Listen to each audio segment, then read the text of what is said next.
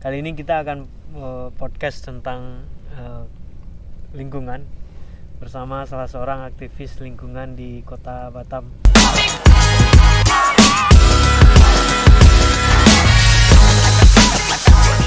Apa kabar, Mas? Alhamdulillah baik lah ini.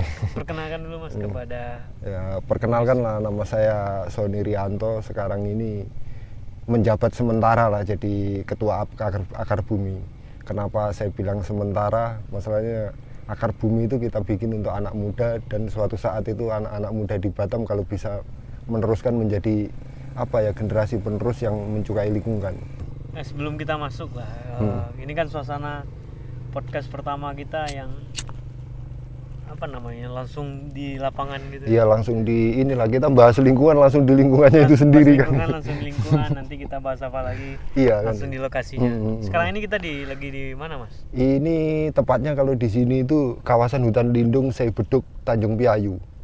Hutan lindung yang areanya itu kawasan hutan mangrove, ini kurang lebih di sini 700 hektar di sini itu kawasan Piayu. Dan ini gugusan terakhir di Kota Batam yang kita berusaha untuk mempertahankannya lah. Maksudnya gugus terakhir itu kenapa?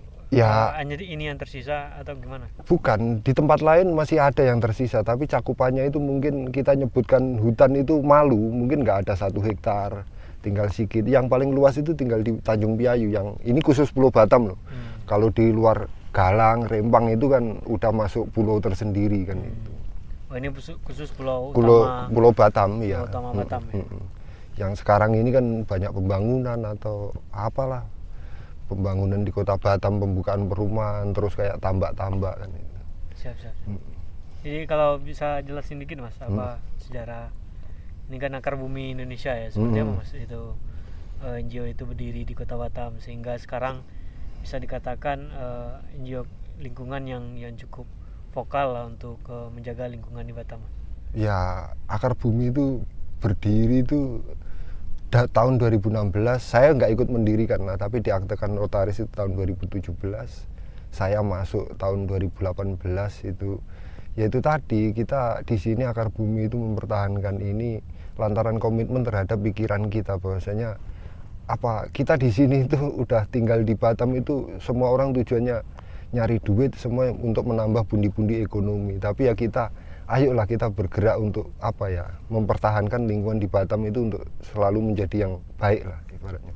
Bukan hanya untuk ibaratnya cari duit aja ya, sekali-kali kita ibaratnya ini lingkungan kita itu udah parah loh, gimana cara penyelesaiannya ini. Kalau dari Mas sendiri, apa yang membuat berpikir kalau kita harus menjaga lingkungan itu? Karena kan sebagian orang tidak ada yang berpikir kalau lingkungan itu penting dijaga atau seperti apa? Ya gini, ya kita kan manusia hidup pasti butuh lingkungan. Dan kayak saya sendiri kan punya anak, apalagi usianya udah mau masuk SMA kan. Terus ya kita suatu saat kita akan mewariskan itu kalau bisa itu tempat tinggal yang nyaman untuk mereka, bukan hanya ekonomi, paling enggak itu udara yang bagus, kesehatan yang bagus, lingkungan yang bagus. Tapi kalau kita nggak mulai menjaganya dari sekarang ini, gimana kita akan mewariskan hal yang baik kan itu? Ya itu tadi, ya kita kasihan nanti terhadap generasi yang akan datang kalau kita nggak mempersiapkan dari sekarang kan itu. Jadi kondisi kita lebih peduli terhadap lingkungan untuk menjaga agar generasi selanjutnya bisa menikmatin. Ya kan nanti kalau kita ibaratnya egois terlalu ini, kasihan generasi akan mendatang itu mau dapat apanya kan itu. Kalau sekarang ini misalnya kondisi lingkungannya seperti apa yang kita takutkan hilang nanti di generasi kita? Ya, apakah kalau kita kondisi misalnya di Jakarta sekarang itu kan sudah sungguh-sungguh metropolitan. Iya. Asap sudah di mana-mana. Ya sudah, pokoknya pencemaran. Apakah itu yang ditakutkan atau seperti apa? Ya salah satunya ya itulah yang kita takutkan. Ya di sini kalau hilangnya lingkungan kan akan hilangnya jati diri kebudayaan sebuah daerah. Ya contoh lah, sekarang kita dulu kan pernah melakukan riset di akar bumi itu, eco riset itu ke sekolah-sekolah. Pengetahuan anak-anak sekolah tentang lingkungan khususnya kawasan ekosistem mangrove itu banyak yang nggak tahu. Bahkan kita riset itu melakukan itu apa itu pohon bako. Rata-rata anak sekolah itu menjawabnya bako itu ya tembakau. Kan kita miris. Masa kita hidup di tepian air laut tapi kita nggak mempunyai pengetahuan tentang laut, kan miris ya. Ya itu tadi, kadang apa di sini itu kan bertolak belakang, banyak hal yang masyarakat asli sini terus yang ada masyarakat yang datang itu mengekspansi budaya-budaya dari daerah-daerah lain. Terus budaya di sini mulai hilang. Hilangnya ya apa ya? Salah satunya ya lingkungannya udah mulai hilang, hutannya udah hilang. Mata pencariannya berganti, yang dulunya nelayan akhirnya ya nebang baku yang kita temukan kemarin kan itu. Yang apa namanya? Perubahannya lebih ke kebudayaannya ya? Iya, kebudayaan. Ya ibaratnya loh Mas Is, ini biasanya orang itu nelayan. Sekarang dengan rusaknya lingkungan ekosistem ini, akhirnya nelayan nggak dapat ikan terus, habis biaya untuk modal, akhirnya udahlah yang cepat cari dapat duit apa, nebang paku kita jual. Ya itu akhirnya beralih kan kebudayaan, yang biasanya mancing sekarang nebang kan itu. Kan itu yang biasanya nyari kepiting udah nggak ada lagi, ngapain lagi kan itu. Berarti esensi dia itu udah berubah ya? Udah berubah. Tapi kalau sekarang ini kalau kita pengen tahu atau upgrade-nya dari pengamatan Mas lah sebagai ketua sementara Akar Bumi, kondisi di Batam ini seperti apa lingkungan kita ini saat ini Mas? Ya sebenarnya lingkungan kita itu sebenarnya udah miris ya. Kenapa kita mengeluarkan ibaratnya kayak kemarin itu apa, kajian yang kita laporkan terkait Batam darurat lingkungan itu. Pulau Batam itu kecil loh, luasannya kurang lebih itu 41.000 hektar.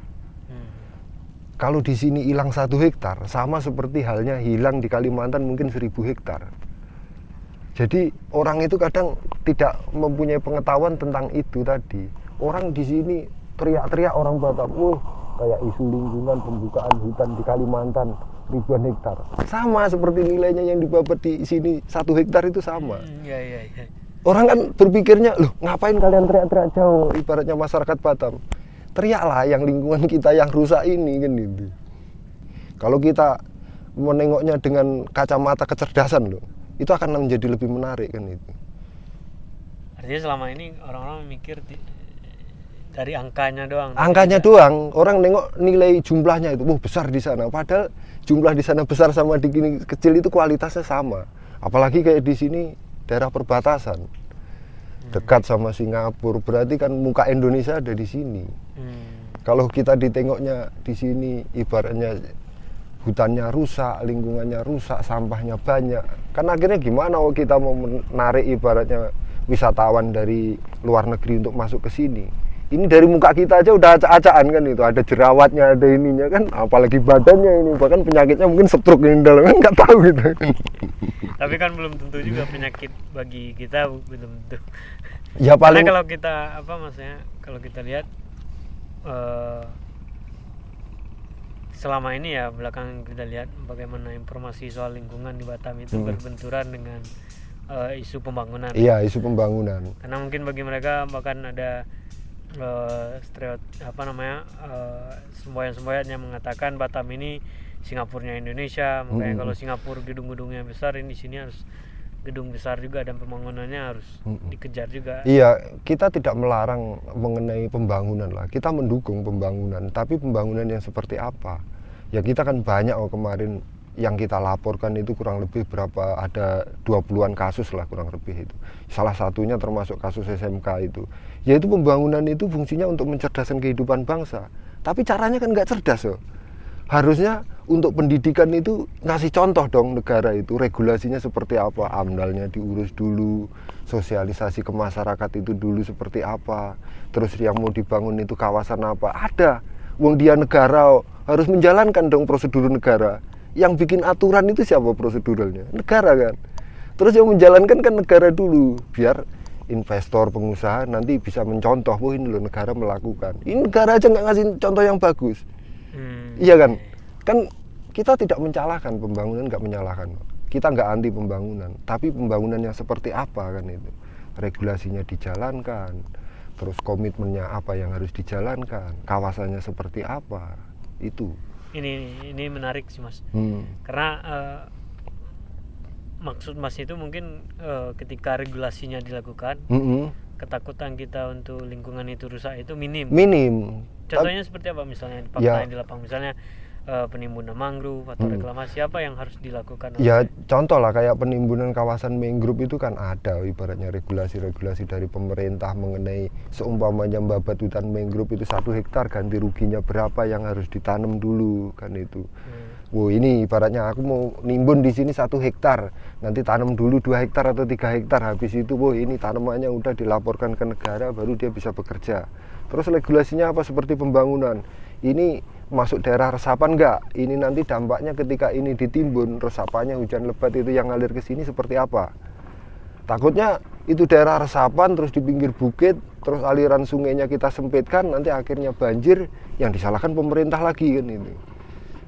Sekarang kan kenyataan kayak pembangunan sekolah SMK itu, ketika hujan lebat di sini pasti banjir. Karena ada, ya itu tadi, yang harusnya itu aliran sungai itu lebarnya sekitar 6 meter, adanya pembangunan dipersempit menjadi 3 meter. Kan itu nggak ada kajiannya di dalam mereka, dia kan nggak mengkaji dulu kapasitas air hujan itu seperti apa ketika air pasang. Harusnya kan dikaji dulu, air pasang tinggi di kawasan ini ibaratnya 2,5 meter mdpl kan itu. Terus curah hujan ketika hujan lebat sekian, ini yang dibutuhkan sekian, ini resapannya sekian kan itu. Rata-rata berarti kerusakan itu terjadi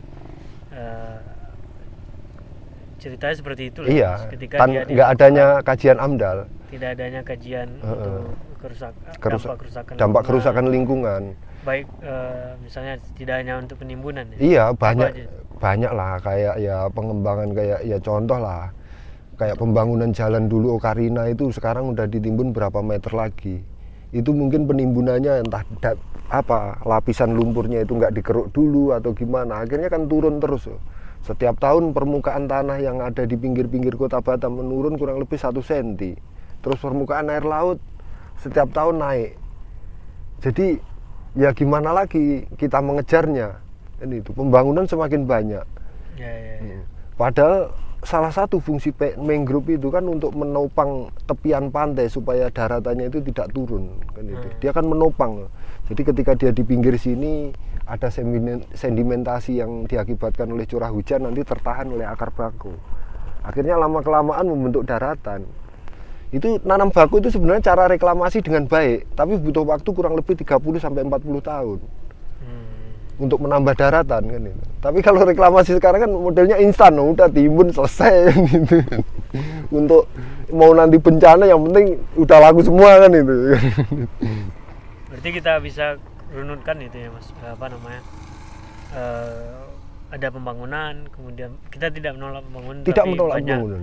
Banyak terjadi pembangunan yang tidak paham regulasi. Iya, tidak. Kemudian regulasi diabaikan.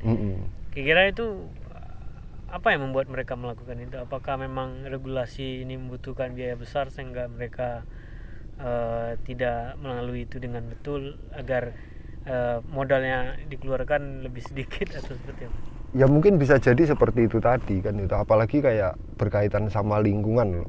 Terus apalagi kayak sekarang isu sekarang tentang climate change itu. Jadi ya orang-orang itu mungkin bisa kita ibaratnya kita bisa mengatakan mereka itu nggak ilegal, nggak ada izinnya sama sekali kan itu. Masalahnya kenapa? Dia model pembangunan curi-mencuri gitu. Jadi kalau seumpamanya kita datang kita laporkan, besok pasti nggak ada lagi.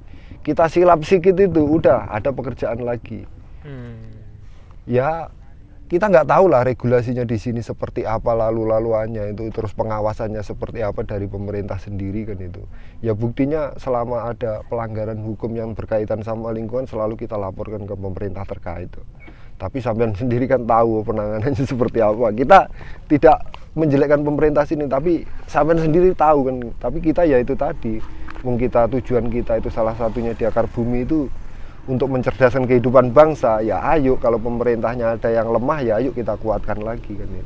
Nggak semakin kita jatuhkan, kita dampingin supaya kuat kan. Siap. Terakhir Mas, kira pesan apa ini Mas untuk pembangunan kerusakan lingkungan ini Batam ini? Apa yang ingin kita sampaikan kepada? Ya mungkin inilah, lingkungan itu kan budaya baru.